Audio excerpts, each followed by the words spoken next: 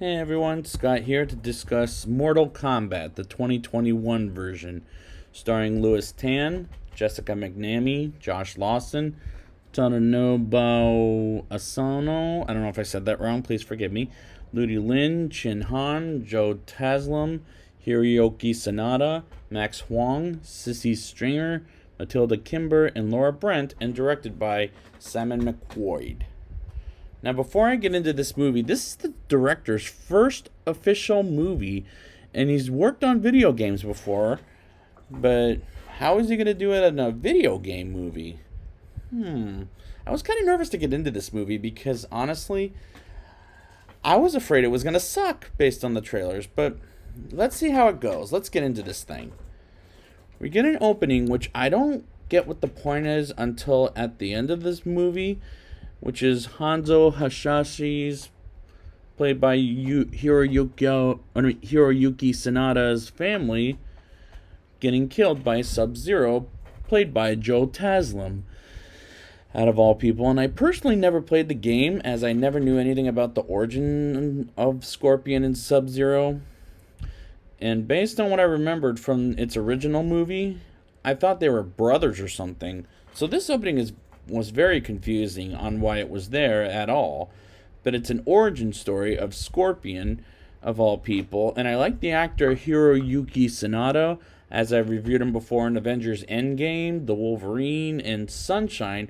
But I don't remember him in Avengers Endgame nor Sunshine. But I think I remember him from The Wolverine, as I've seen him in other things, but can't remember him in them.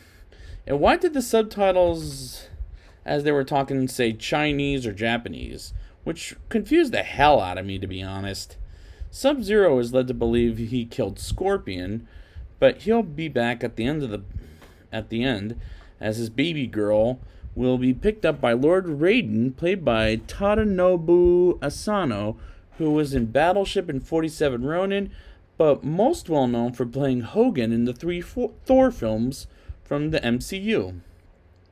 As this opening was very confusing and on my first watching of this, but having seen this a second time, it makes more sense. MMA fighter Cole Young, played by Louis Tam, who I've seen a couple of times and don't remember him either Deadpool 2 or Olympus Has Fallen, and he fights with Wild Jax, played by Mikad Brooks, I don't know if I said the name right, please forgive me, watches the fight with his daughter Emily, played by Matilda Kimber, as Cole taps out of the fight and loses from there. In the Outworld, Sub-Zero says there's no prophecy, as he's assigned to kill the human champions with the dragon marking like Cole has, and so does Jax, as he's introduced to himself to Cole, while with Emily and his wife Allison, played by Laura Brent, who was in the third Narnia. And I like this like this entire goddamn cast. I don't remember her in that movie. These are credible actors at best. And I want to see more fights in this as we get more exposition about the characters, as I don't know if I like these characters. These actors are giving me nothing to like them, which is disappointing while it snows in July. And wherever this location is, as Sub-Zero freezes up the place and Jax gets them out of there and lets them get out of as Jax fights Sub-Zero and gets his arms cut off, which was a cool trick. And honestly, I'm not having as bad a time and tells him as Jax tells Cole to find Sonya Blade, and I'll get to her in a few minutes, as this isn't a bad time. This is a fun, entertaining ride as a B movie, despite the actors are not giving me a good reason to like their characters. But at best, I'm having fun. Cole drops off Allison and Emily and goes to the location of Sonya Blade, played by Jessica McNamee. Now, I reviewed her in The Meg with Jason Statham about a shark, and I've seen her in The Vow and Battle of the Sexes, and like this entire fucking cast, I don't remember her in those movies, including The Meg. But I guess I like her take on Sonya Blade, as she's a badass, and I admire that the acting in this is... And I admire that right off the bat, but the acting in this is bad, as there's no arcs for me to care about other than Cole is an MMA fighter, and Jax and Sonya were in the Special Forces together. But I honestly didn't care for those arcs, as she tells him the tournament called Mortal Kombat, about the tournament called Mortal Kombat. And does she explain it very well? I'll get into it.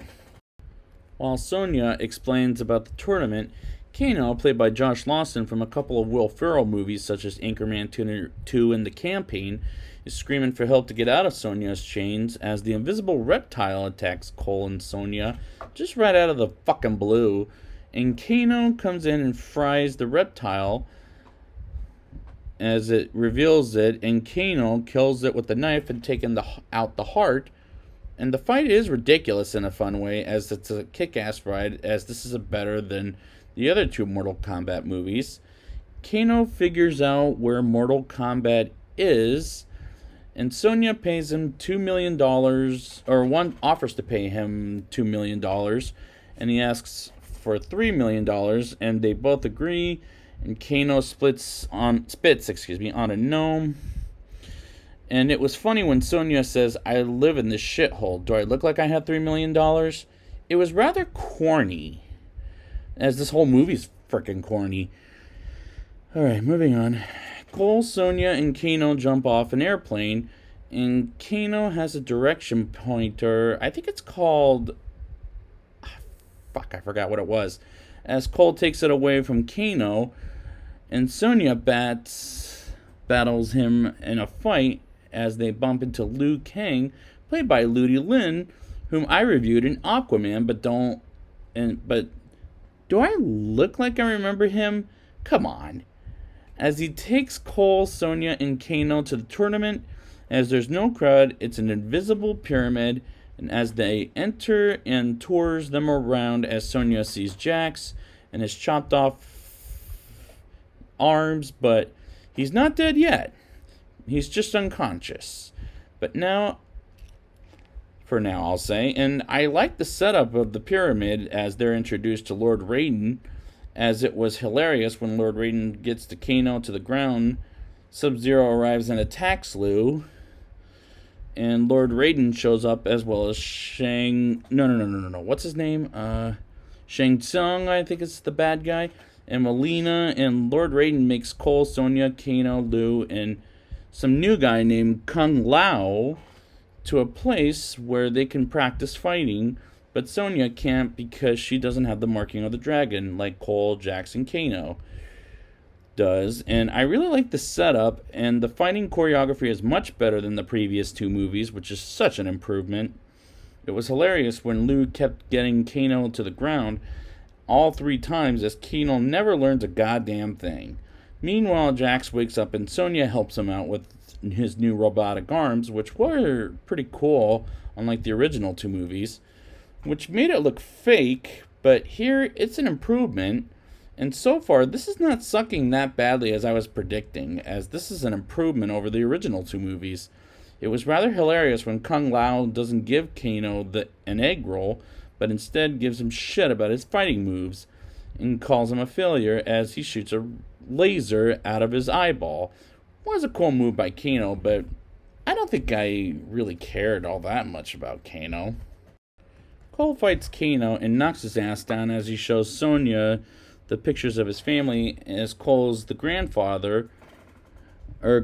of Hanzo Hasashi, and as Lord Raiden tells him to give up, and he does go back to his family briefly as Shang Tsung hires Nitari, Rieko, and Cabal to go after our heroes, and he also hires four-armed monster Goro to go after Cole, while Rieko tells Kano to betray the heroes, which was predictable. But I liked the fight between Cole and Goro, as it was a kick-ass fight scene, as Cole gets his body armor, and that was pretty cool and fun at the same time.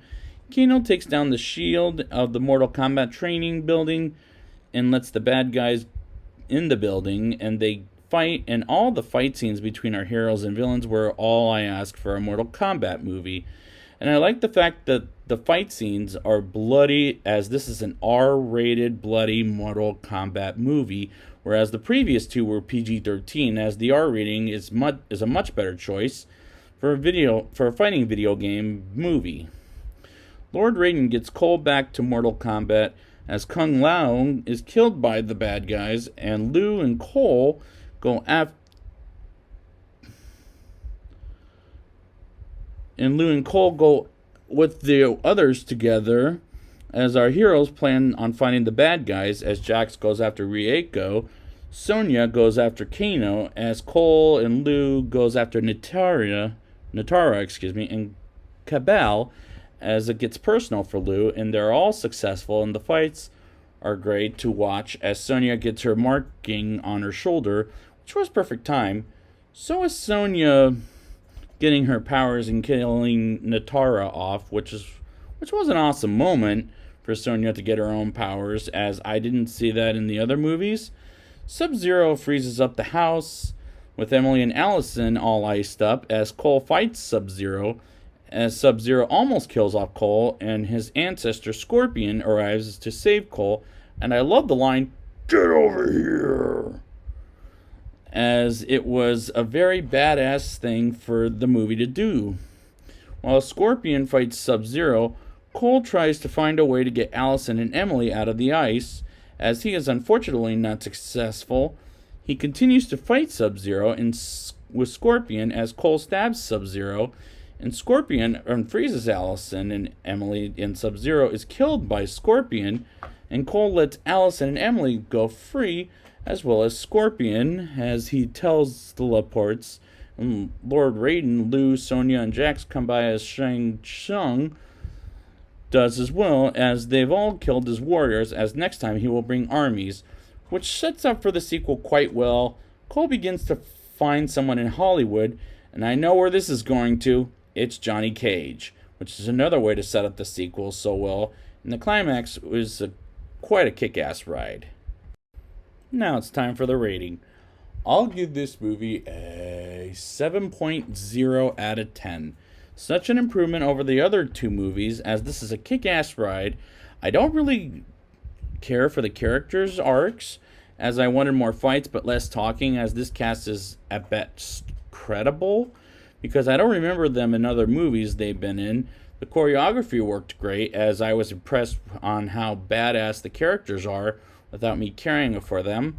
But this is like Godzilla vs. Kong, as it's an entertaining ride, as this feels like a guilty pleasure. But will I buy it on 4K Blu-ray? I'm honestly not sure. I'm sure I'm gonna go buy Godzilla vs. Kong on 4K Blu-ray, but here it's debatable, as it's a fun ride at best. So I'd like to thank you guys for joining me for the Mortal Kombat series, and until whenever we get the sequel, finish him.